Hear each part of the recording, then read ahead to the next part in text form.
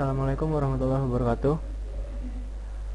Saya Fajrul Falah, mahasiswa D4 Teknik Informatika, Politeknik Elektronika Negeri Surabaya. Pada kesempatan kali ini saya akan menjelaskan tentang mata kuliah saya, yaitu mata kuliah Sistem Database dengan materinya yang berjudul ER Diagram dan Mapping. Baik, kita mulai saja. Tujuan dari materi ini adalah memahami desain ER diagram. Yang kedua, memahami mapping ER ke skema relasi, dan yang ketiga, memahami aturan dalam mapping. Yang pertama adalah ER diagram.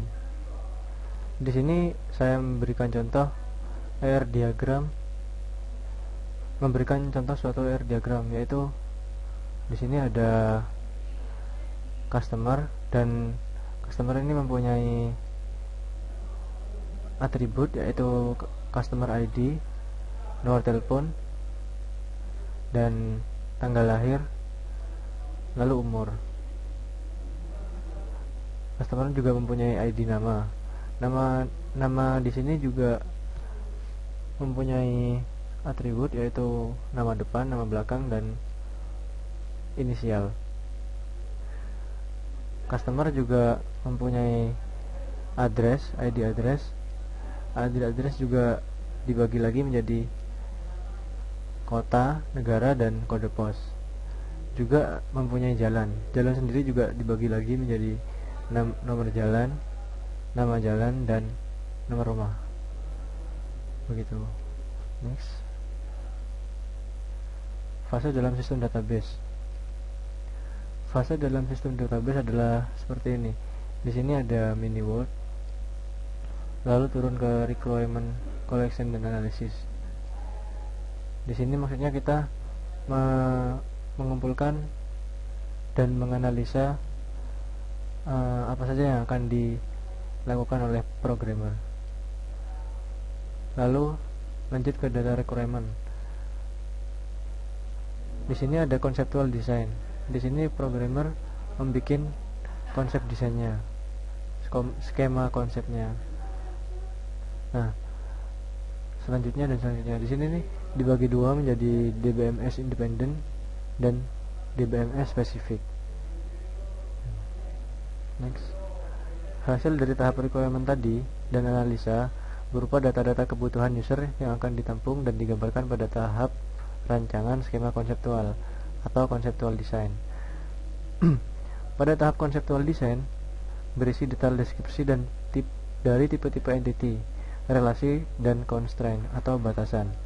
Hasil dari tahap ini berupa rancangan ER diagram.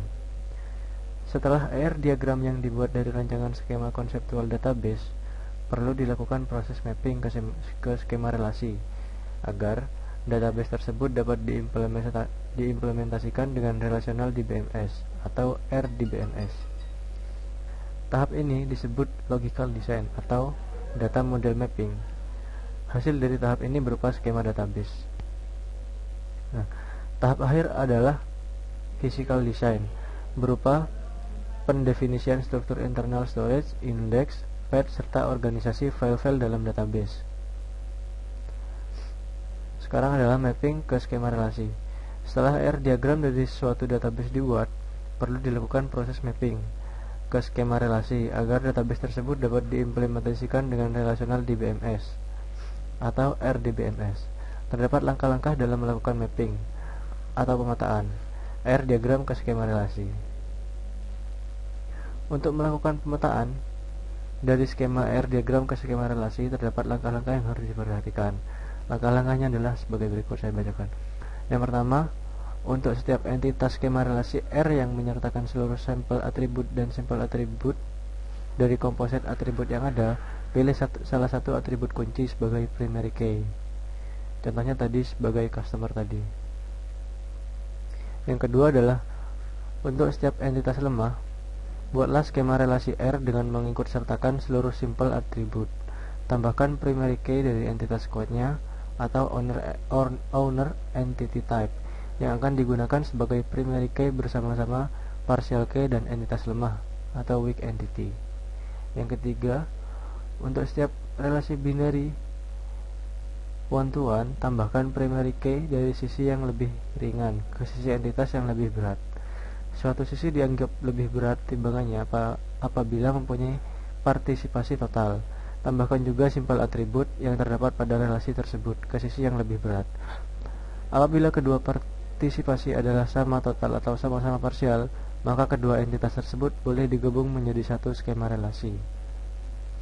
Lalu yang keempat, untuk setiap relasi binary one to many yang tidak melibatkan entitas lemah, tentukan mana sisi yang lebih berat. Sisi dianggap lebih berat timbangannya adalah sisi many. Tambahkan primary key dari sisi yang ringan ke skema relasi sisi yang lebih berat. Tambahkan juga seluruh simple atribut yang terdapat pada relasi binary tersebut. Lalu langkah yang kelima adalah untuk setiap relasi binary many to many, buatlah skema relasi baru R dengan atribut seluruh simple atribut yang terdapat pada relasi binary tersebut. Tambahkan primary key yang terdapat pada kedua sisi ke skema relasi R. Kedua foreign key yang didapat dari kedua sisi tersebut digabung menjadi satu, membentuk primary key dari skema relasi R. Langkah yang keenam, untuk setiap multi-valued atribut, buatlah skema relasi R yang menyertakan atribut dari multi-value tersebut. Tambahkan primary key dari relasi yang memiliki multi-value tersebut. Kedua atribut tersebut membentuk primary key dari skema relasi R. Lalu langkah yang ketujuh, untuk setiap relasi N Ri dengan N lebih dari 2, buatlah skema relasi R yang menyertakan seluruh primary key dari entitas yang ikut serta. Sejumlah N foreign key tersebut akan membentuk primary key untuk skema relasi R. Tambahkan seluruh simple atribut yang terdapat pada relasi N Ri tersebut. Ini adalah contoh diagram skema konseptual.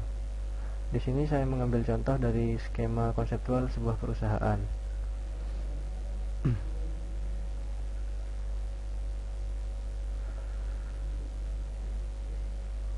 Di sini adalah sebuah perusahaan dan memiliki dependen atau direktur. Direktur tersebut sendiri memiliki beberapa atribut, yaitu name, jenis kelamin, tanggal lahir, dan status. Di sini juga masih banyak atribut-atribut yang lain dari perusahaan tersebut.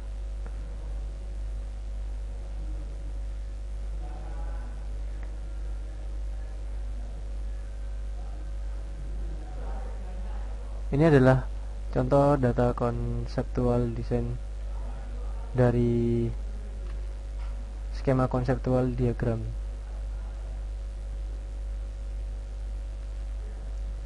Nah, maksud dari skema ini adalah manage SSN bisa diakses dari SSN, dan DNO ini adalah bisa diakses dari dnumber.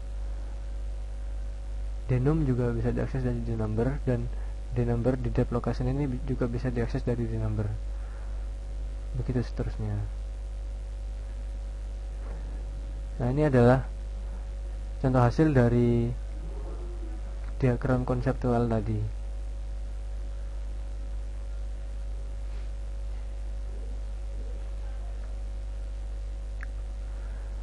Sekian presentasi dari saya. Terima kasih atas perhatiannya. Wassalamualaikum warahmatullahi wabarakatuh.